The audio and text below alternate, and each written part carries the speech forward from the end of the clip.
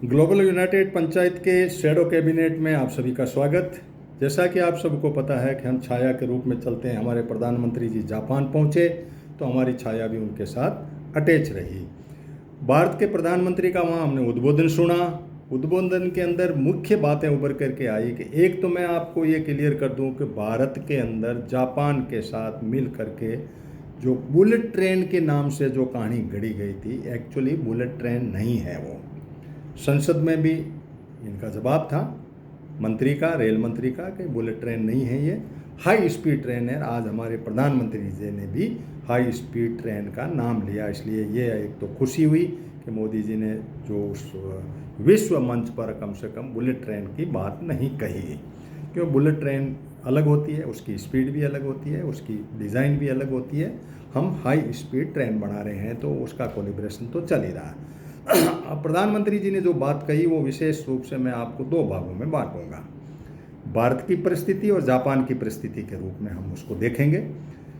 Japan की परिस्थिति के तहत प्रधानमंत्री जी ने बिल्कुल सही कहा कि आपके पास में टेक्नोलॉजी है और हमारे पास में ह्यूमन रिसोर्स है, जो कम से कम इंटेलिजेंट वर्ड कह करके उन्होंने कहा कि हमारा ह्यूमन रिसोर्स इंटेलिजेंट है। हाई स्किल नहीं है, इसलिए उसको स्किल किया जाए। अब मुद्दा वहाँ से शुरू हुआ था कि हम सेमीकंडक्टर की बात भी आई। फिर प्रधानमंत्री जी ने कहा कि हमने ओपन कर दिया मार्केट, एक तो स्पेस को कर दिया। यानी स्पेन में अभी जो शुभामू ये गए थे, शुभांशु जो थे, तो एक्चुअली प्राइवेट ढांचा है ये, प्राइवेट टैक्सी की तरह टैक्सी गई थी। उस टैक्सी में आप किराया कर दो, उस किराए को भारत सरकार ने बियर किया, हमारा एक आदमी बाहर चला गया।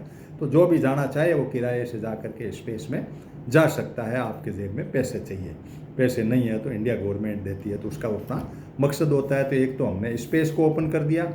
एक बड़ी बात कही कि न्यूक्लियर सिस्टम को हमने ओपन कर दिया। अब सवाल ये बनता है कि न्यूक्लियर के लिए मनमोहन सिंह गवर्नमेंट के टाइम में एक बड़ी बात छिड़ी थी, दाव पे लगी गई थी न्यूक्लियर एनर्जी के लिए। अब आप न्यूक्लियर एनर्जी को फ्री करेंगे, इसका मतलब है बाहर की कंपनी भी आएगी, आपका न्यूक्लियर पावर को यूज करेगी, एनर्जी बनाएगी, वो करेगी, हो सकता है बम भी बना दे, परमाणु बम भी बन ले। तो ये एक ओपन कर दिया गया है सरकार के द्वारा। फिर जापान को कहा गया कि हमारे पास में 160 एयरपोर्ट है, हमारा पोर्ट जो है इंटरनेशनल लेवल का बना दिया हमने, और मेट्रो बना दी है, इसलिए आप आओ और हमारे यहाँ के लोगों को स्किल करिए और उसमें करिए।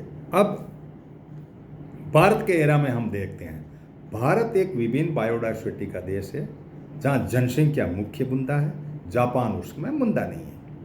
आप कुछ लोग कर सकते हैं, लेकिन इतनी बड़ी जनसंख्या को आप एग्रीकल्चर के इंफ्रास्ट्रक्चर में सेट नहीं करते। और जापान के पास में एग्रीकल्चर का ढांचा नहीं है। इजराइल है, अमेरिका है, इनके पास हैं, लेकिन ऑस्ट्रेलिया है, यूके है, इनके पास है, लेकिन जापान के पास सिर्फ टेक्नोलॉजी है।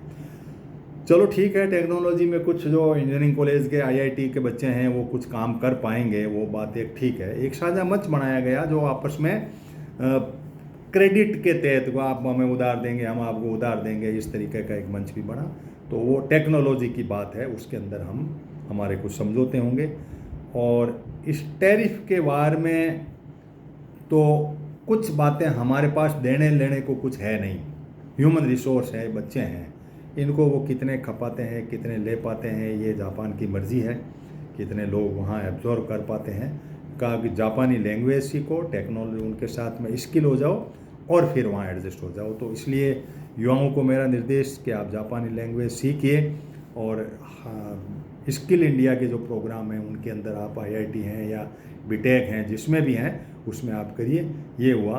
अब आगे की यात्रा प्रधानमंत्री जी की शंघाई की है, जिसके ऊपर संडे को हम फुल डे गूगल मीट पर मीटिंग की करेंगे, और उसका हो सकता है कि हम फेसबुक पे या इस पे भी अपना लिंक जारी कर दें शंघाई के ऊपर कि इंटरनेशनल लेवल पे किस तरीके से, क्योंकि हमारा शैडो कैबिनेट छाया के रूप में जाएगा। शंघाई में क्या करते हैं ये लोग उसी पे करेंगे।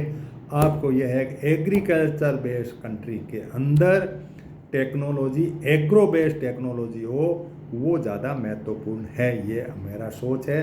सेमीकंडक्टर या दूसरे ये अपनी जगह है, एयरपोर्ट हैं, ये सब जगह है, लेकिन वस्तु स्थिति ये है कि एग्री बेस्ड इकोनॉमी जब तक नहीं होगी तब तक कोई लेना देना नहीं।